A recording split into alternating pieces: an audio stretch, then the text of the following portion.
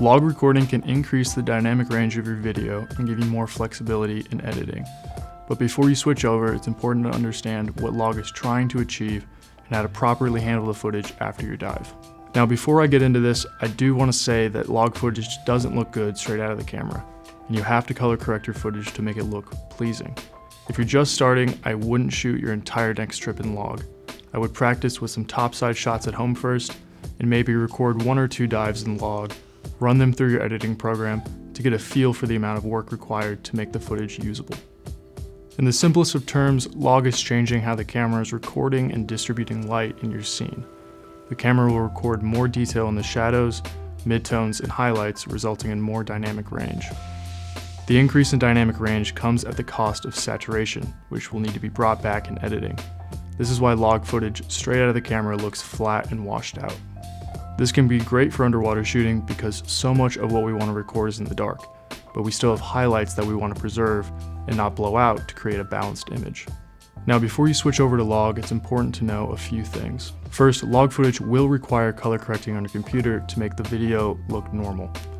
If you don't want to edit your video or you want to share your shots as fast as possible, shooting log is not the best option. Next, log footage works best with at least 10-bit recording. The jump from 8 to 10 might not seem like a lot, but there's significantly more information in 10-bit recording, and you'll get a much cleaner image. So if your camera only records 8-bit, you might be better off just shooting in a normal picture profile. If you've gotten this far and you're ready to start shooting log, you'll find that it's a bit harder to expose the flat image on the back of your camera. But there's a few simple tools to help you out. The first and most common is some kind of display assist found in the menu of most cameras. This is basically just turning up the contrast and saturation on your LCD. On Canon, it's under the View Assist option after turning on log. On Sony, it's called Gamma Display Assist in the Display option menu.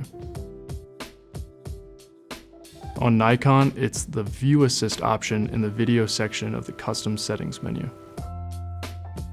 And on Lumix, it'll be under V-Log View Assist after turning on log recording. External monitors and some newer cameras also offer built-in LUTs. These are a bit closer to the final color you want than the Display Assist option. Just make sure you're not baking in the LUT to your footage in camera. I've also found that overexposing by a stop or so gets me in a good spot. Alright, so this was a really brief intro into log recording, and if you have any questions, you can drop them in the comments below or shoot us an email at ikelite@ikelite.com.